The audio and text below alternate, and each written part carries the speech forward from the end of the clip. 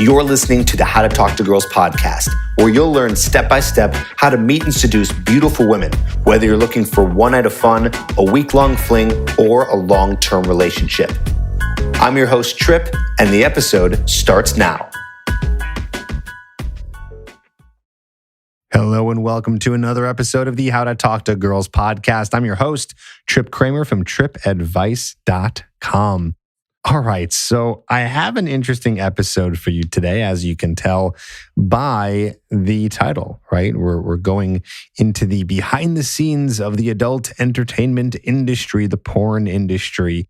And, I'll admit, most of this is just kind of entertainment, just to, give you some interesting thoughts and perspective behind the thing that I know you're probably watching potentially many times per week. I just want to be very clear here. This episode is meant more to entertain and to also give you some information on what it's like in the, adult industry. I just want to say this. What you're about to hear is from a adult entertainer or a porn star, porn actress, porn performer, as you're going to hear in just a bit. What you're going to hear is a very positive look at the industry. She paints a very positive picture. I will take part of her word for it. I'm sure I don't think she's lying. So I'm not saying that she's lying. I think that she probably has her own kind of view on the industry and her own experience.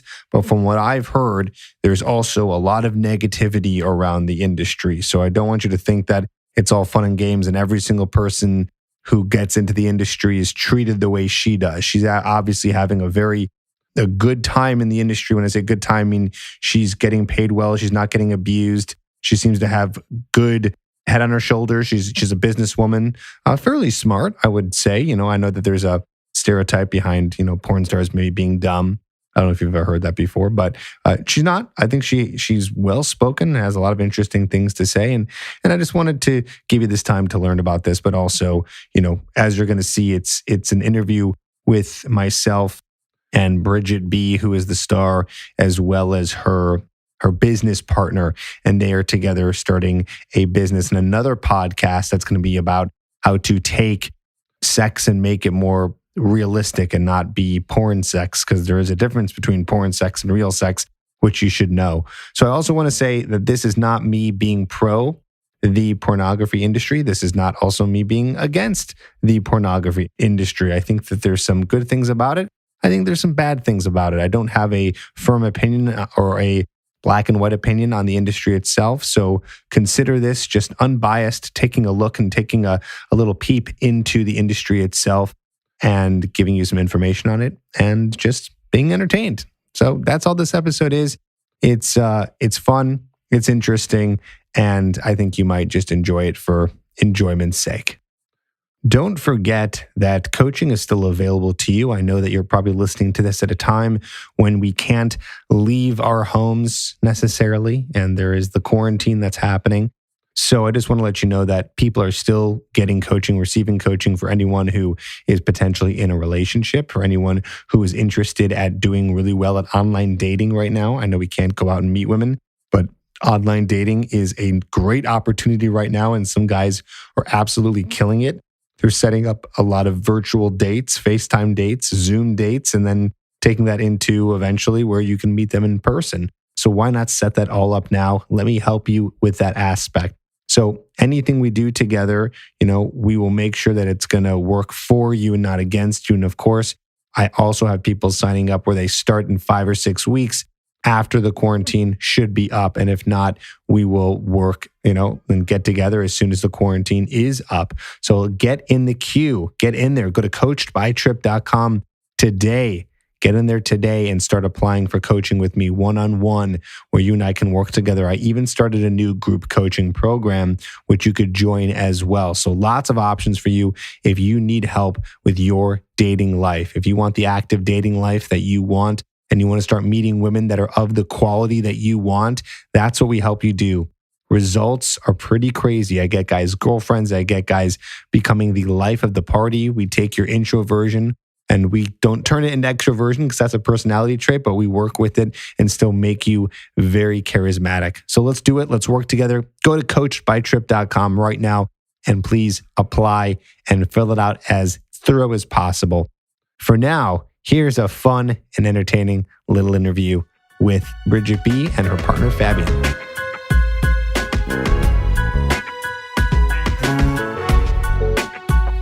All right, we're in the house with Fabian and Bridgette. How's everyone doing today?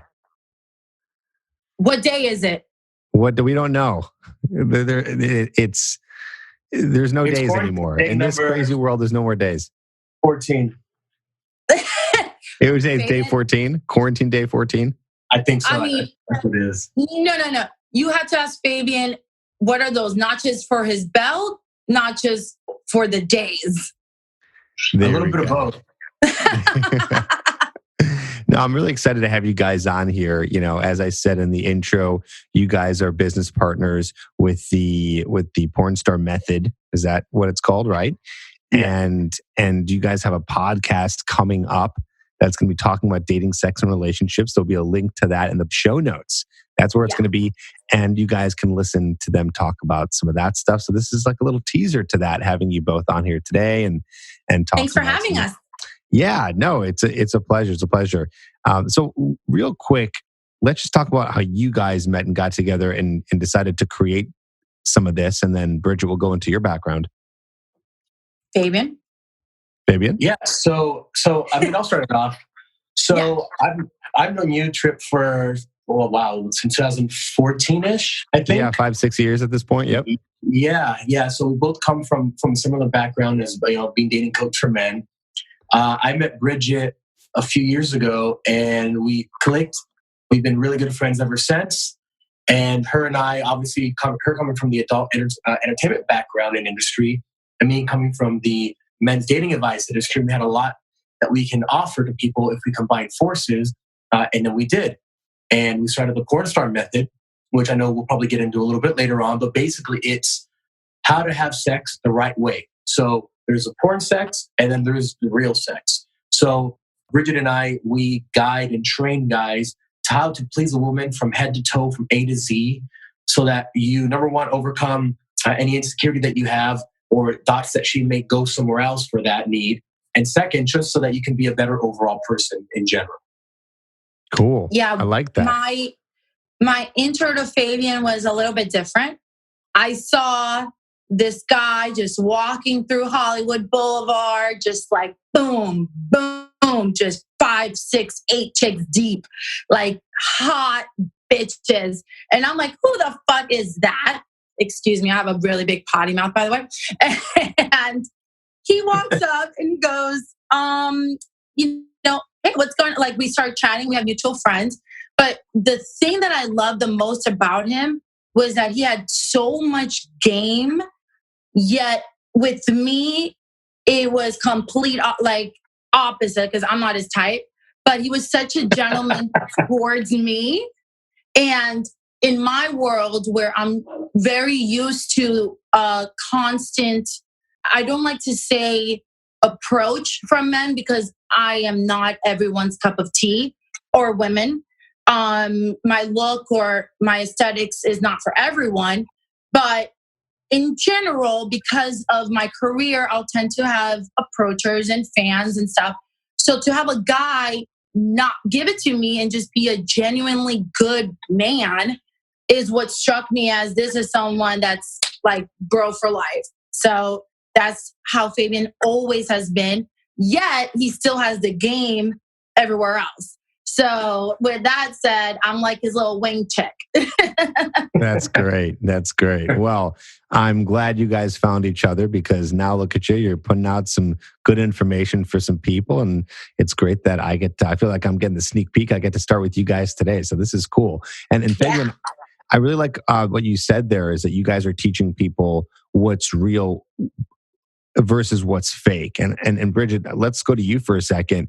I feel like you can obviously speak to that. You know, tell us, like, what is the fake stuff going on in the adult entertainment industry? Like, where is it fake versus real? So maybe you can give us a side-by-side comparison of what it looks like when it's fake and when it's real. Obviously, you know, a lot of guys who are listening to this or watching this have seen porn before, so they get it. But I think coming from you, who's experienced it, you'll be able to give us better of behind the scenes. So can you describe that for us? Happily. I've been really blessed and fortunate to have a 10 plus year career. I That's a long started career, off, by the way, in the industry, isn't it? From what I've heard. it's long, but why is it long? You know, you look back at who I consider true porn stars. I just consider myself a performer. I don't consider myself a star by any means. I'm just a performer. I'm just any typical actress in LA, and I just happen to do a little bit more. But the Janines of the world, the Jenna Jamesons, the Wendy Whoppers, the Asia Carreras, the Ron Jeremys, that doesn't really exist because of the social media aspect. So many performers have made themselves very accessible. So this whole glamour and, type of adult entertainer personalities that other generations are used to, now it's shifted into any girl and guy with a phone can mass up massive amounts of fan base on Instagram. You accumulate it, and then all of a sudden, you have an OnlyFans, as we've seen lately. Everyone and their mother is doing something indoors with the web. And how far they're taking it, I don't know. But that's for them to know and for us to find out.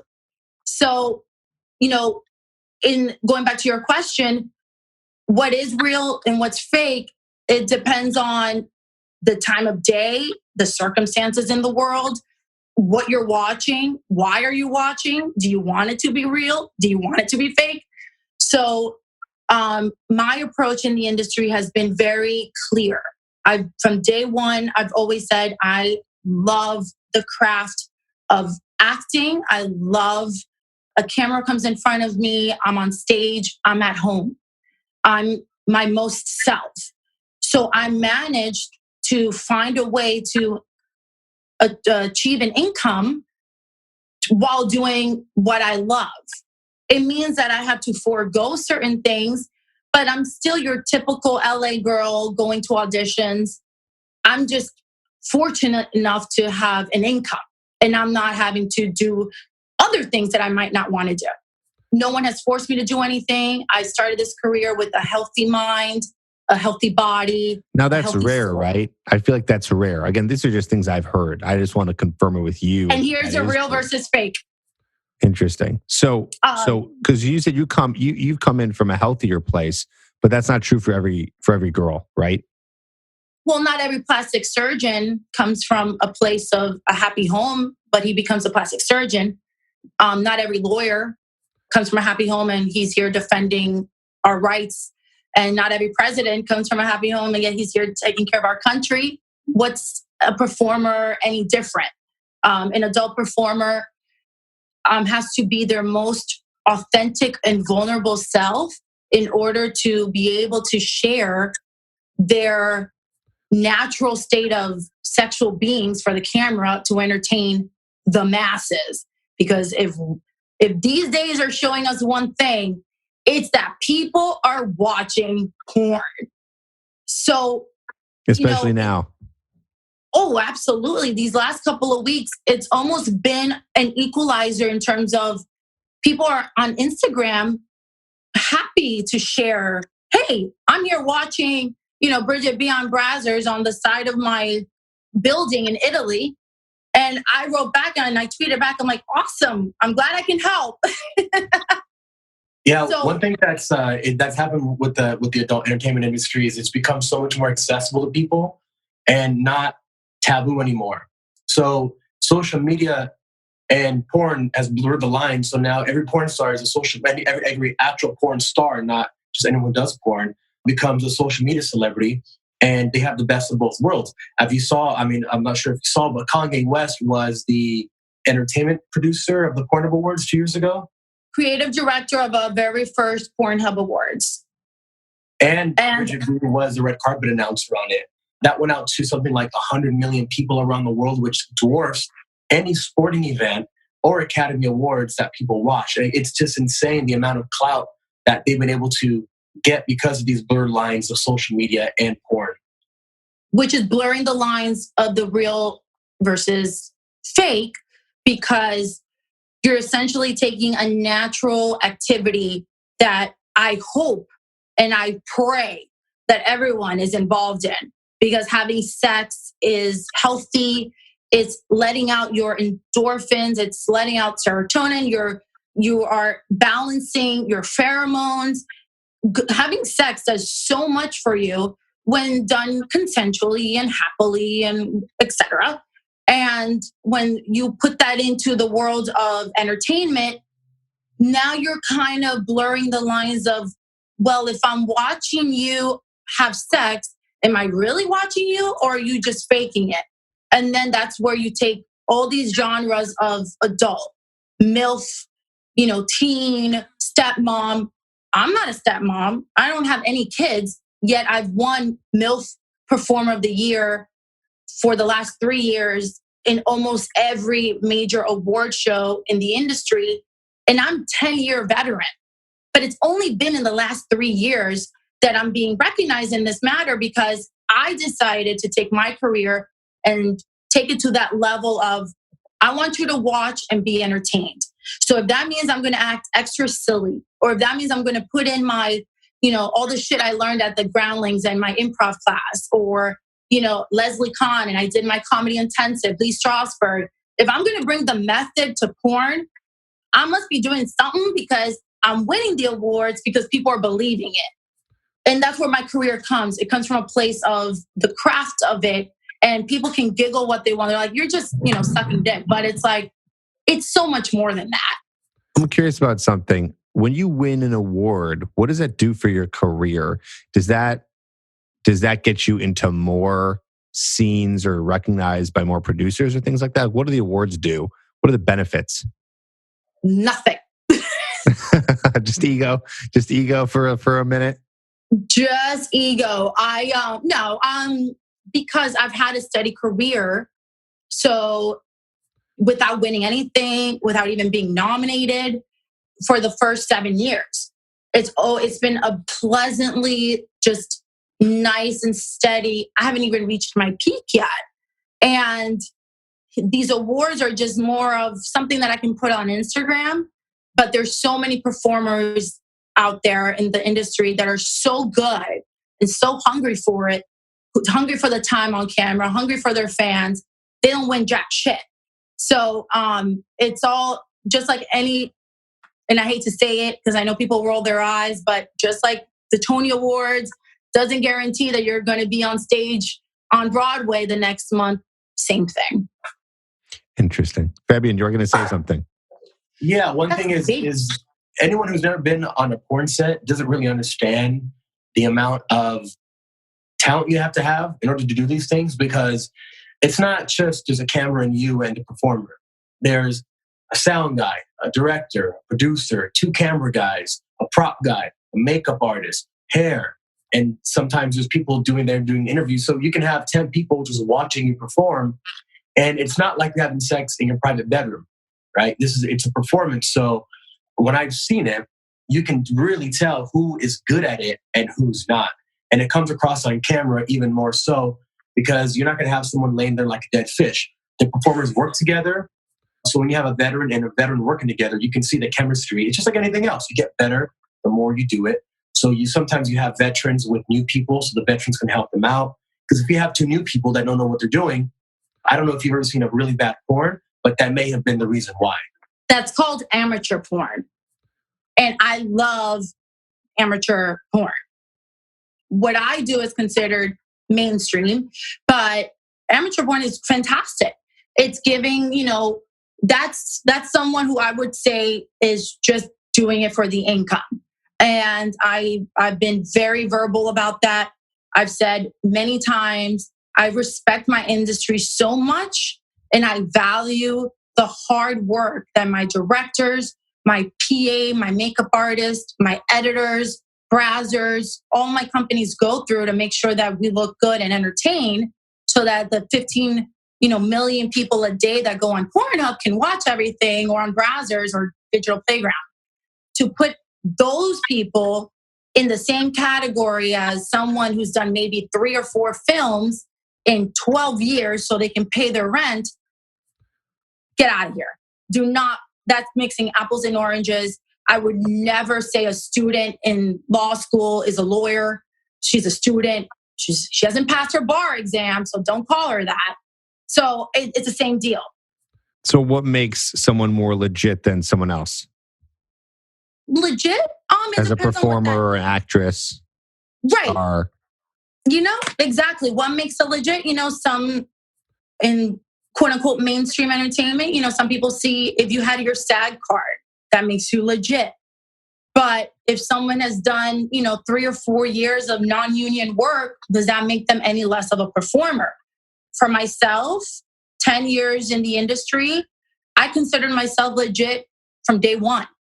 The day I walked on set for Vivid, 2 days after giving in my application, almost 10, 11 years ago, and I made that conscious decision to open myself up and really explore this other side of entertainment, I considered myself legit.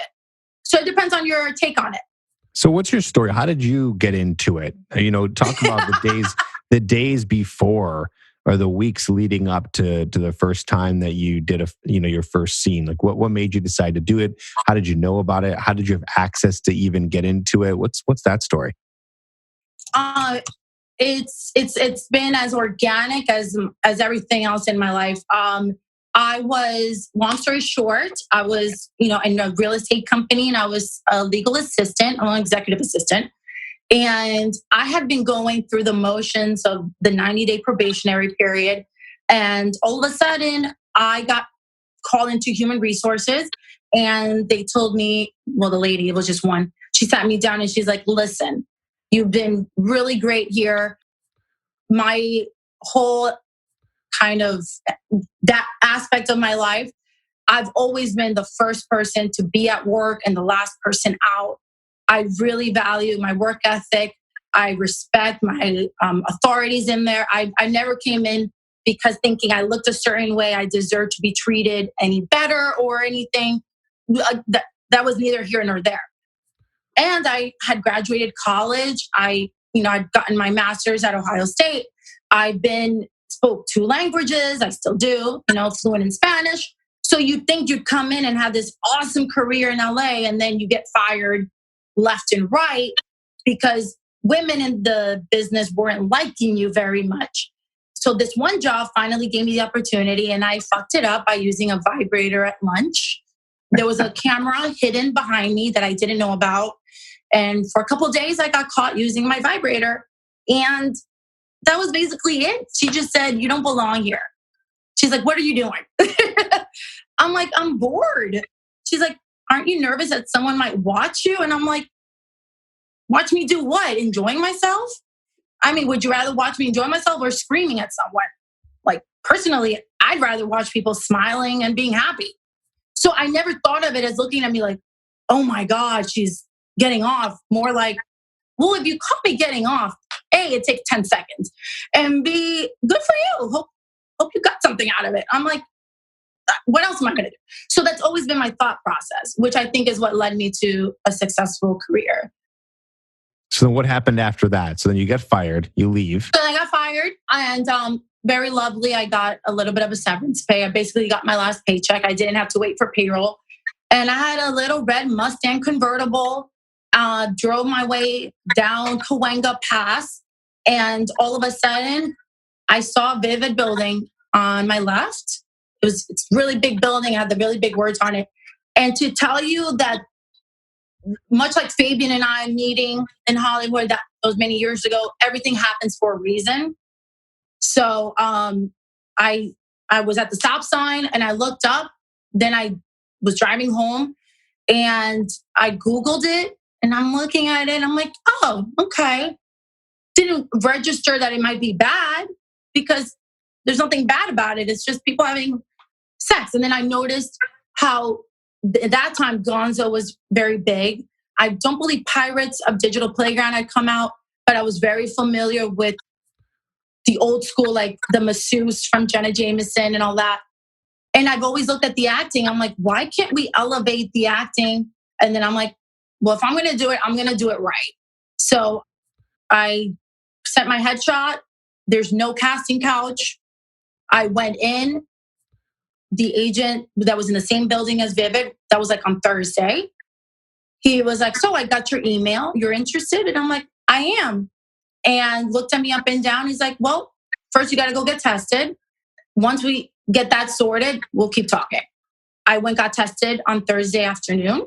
But I'm just saying, I don't remember the day exactly, but just for time reference, got the results first thing Friday morning and everything was clean. And he's like, okay, now we can talk. So he kind of asked me some questions and I've always been my very dominating self. And he's like, you'll figure out where you belong once you start your first movie. And then on Saturday, I shot my first movie and here I am. And there it is. That was 10 years ago. Yeah, my first movie was with Vivid, Brand New Faces. My makeup artist was this fabulous. I mean, just this man who just had his beard and he used to work with Vogue and he was telling me stories about him and like Sophia Loren and just gassing me up. And I felt so fabulous. And the director was so lovely. And my male partner was a Spaniard as well from Barcelona. So we had that camaraderie and we spoke Spanish. And then it was easy.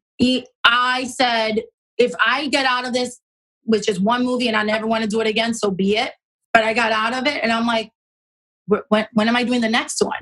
Because I had so much fun and everyone was so lovely. So I have a couple of questions. First question is, what's the most you've ever made from a gig? And what's the least you've ever made from a gig?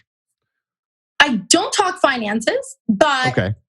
I will say that everyone's experience is different. And I'm sure Fabian too, coming from nightlife and those experiences in Hollywood, everyone's like, oh wow, so you must get all these girls. It's like, well, if you don't got game like Fab, you're not. You know, it all depends on who you are. So for my own experience, I've always been very comfortable.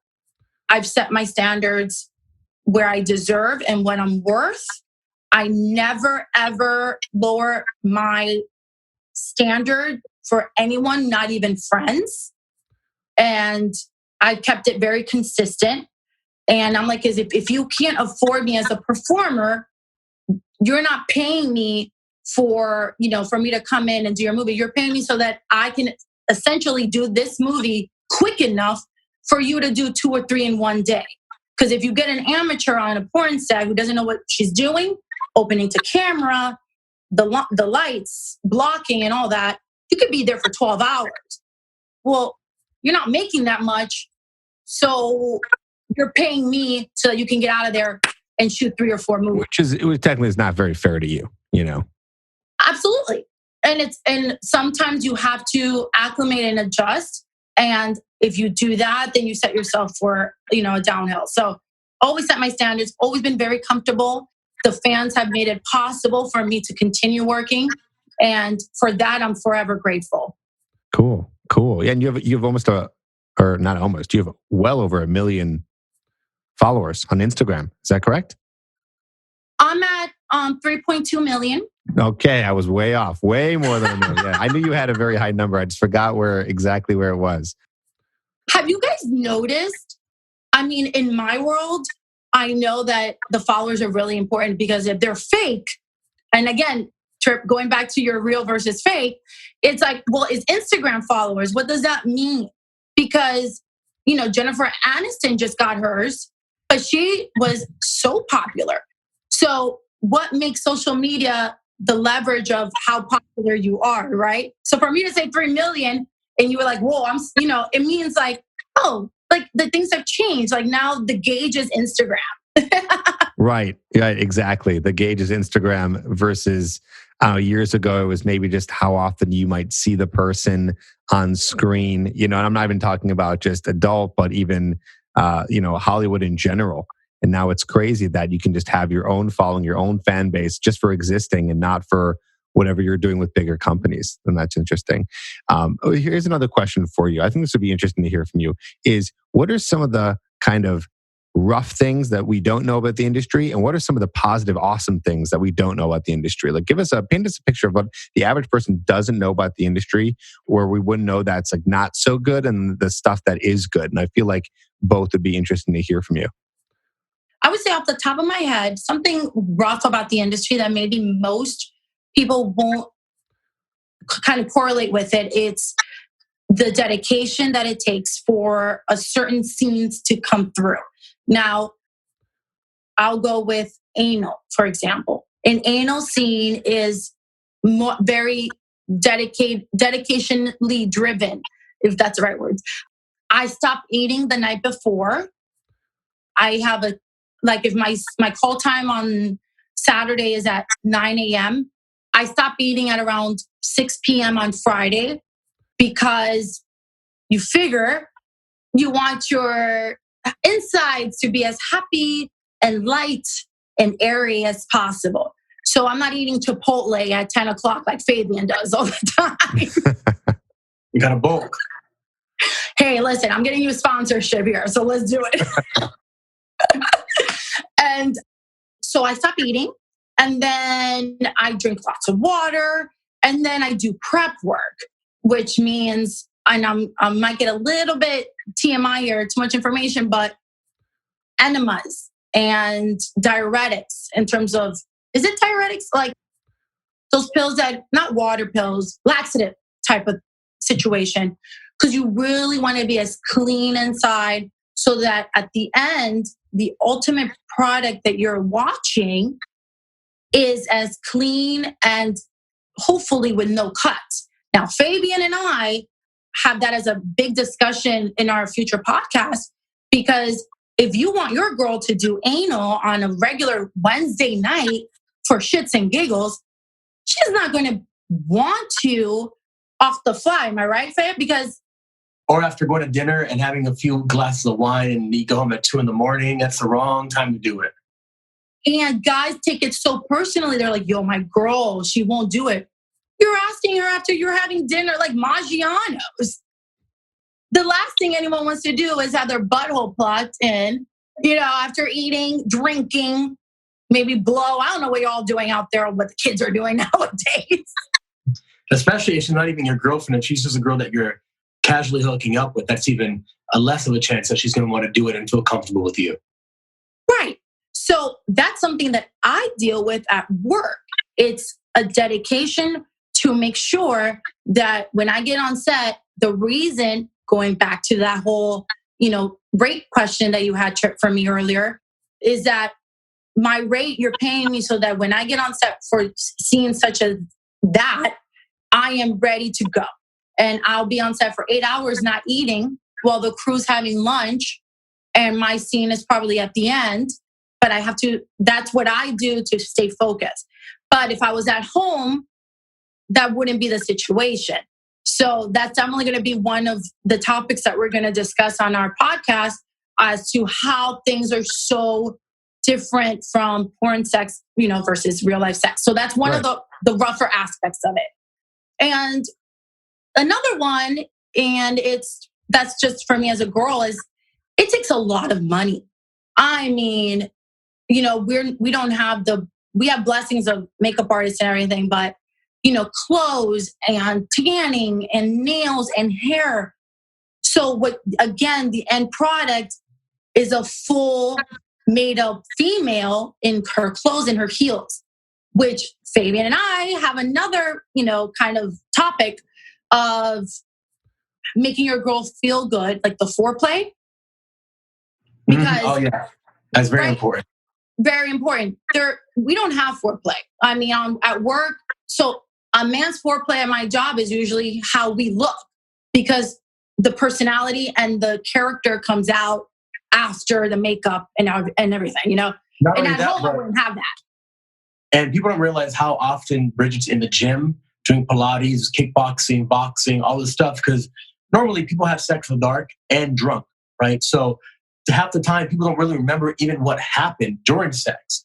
But if you had 10 people watching you, you had the lights bright, and you know that piece of content is going to be on the internet for the rest of, as long as we live as humans, then you don't have a few months to take off and get fat, put on, the winter 20. You're always completely naked in front of 10 people who are scrutinizing your body. And if a producer or director sees that, you know what, so-and-so's they've been out of shape in their last few scenes, they may not book you until you prove that you've gotten back. So that's just another thing, the amount of time that it takes to perfect your body. And anything you see on camera, we're our own worst critics. If people see themselves on camera, they're going to pick out a little thing that they don't like and try to work on that. It's like kind of a bodybuilder, you go through phases and you say, I need my biceps to be bigger so I can get a better placing in the show. It's very similar to what she does every day. Exactly. And Trip, thank you so much for asking that question, because the good side of it, those are a couple of like the rougher points, and they're pretty basic, and, we can go days in depth with everything else. But at least off the top of my head, that we have that. But the awesome aspect, the positive that most people don't know, is that it has given me such a sense of self-worth. It has given me so much empowerment. It has given me a sense of excitement because, again, having sex is such a natural thing that you feel great when you're done with work in every aspect. And I have built such a cluster of family and friends within the industry, and extends into my family in Hollywood with Fabian, etc., and all around the world that I have. And if there is anyone who's more positive and more optimistic and has so much faith in humanity, it's myself. Because for over 10 years, I have had men, women, cameras up every single hole that you could possibly want to be up in. And I have never gone through a situation where I second guess, where I question. I'm surrounded by gentlemen. I'm surrounded by hardworking women, powerful women, hardworking men. And to have a room in an atmosphere of such vulnerability and so much stigma outside of that room, we've created this world of comfort and of respect. And it is so gratifying, and it's been such a privilege to work with so many of these awesome people. Wow. Very nice. Very nice. This is, I'm really excited to listen to your podcast that's coming out. When do you guys think it's going to be ready? So with this whole lockdown thing situation where we're experiencing, I'm trying to figure out a day so Bridgette can come over to the podcast studio. Right, you built your whole studio, so you guys can't get together quite yet. Exactly. So. We're being hashtag safe at home. I like it. Well, I'm excited to listen to it. And what we're going to do is, as soon as it's available, Fabian, you're going to text me, let me know, and we're going to get the link up here in the show notes. So any guy who's interested in hearing more from both of you, they're going to do that. We're out of time now, but Bridgette, thank you so much for diving into this and taking the time. I know you're very busy, even with stuff going on in the world. You're still doing a lot. And so I appreciate you taking the time. Fabian, thanks for setting this up, and always good to hear from you, man. You've been on the podcast before, so it's great to have you back. So any last words from the both of you? Yes, I need to ask you. Well, part of my, with everything, another aspect of this, crazy world that has given me opportunities is for companies. So my company, Luby Tubi, I have come, it's an all organic lube and it tastes like strawberry. I'm going to send you some samples because this is delicious. It makes everything taste like a damn strawberry. And we have other flavors coming out like pina colada. So it's hashtag pornstar approved. Everyone on set loves it. And so I'm going to be sending you that. So that's lubytubi.com. And that's like my big project that I'm so obsessed with. And it's sponsoring, our podcast. So it's another endeavor that, again, the fans have been able to gift me. So you can find me not only at lubytubi.com, but my Instagram is at thisisBridgetteB. And my future, www.thedollfirm.com. It's going to be everything in one. And the podcast. So it's going to be an exciting, everyone keep your heads up. It's okay. Everything's going to be okay. Stay home and bone consensually. And I had the honor and privilege to entertain you guys 365 days a year. This time of the year, it's no different. Great. Thank you so much. Fabian, any last words from you, buddy? Yeah, man, it's good to see you. Anyone listening to the podcast, Trip is one of my good friends. He knows what he's talking about. I keep it real. I know some people out there just give bad information, but everything he says is true and it's good. So if you listen to his podcast, you're in really good hands. And then once you're done listening to his podcast, you can listen to ours too. Cool. Awesome. Appreciate that, man. Thank you so much. Yeah. Both of you, thanks again. And maybe we'll have you back on in the future once you guys are up and running and get some more good information from you guys. So thank you. And get hugs. Virtual hugs. Virtual hugs. There we go. Thank you, guys. Thank you. Thanks, Trip.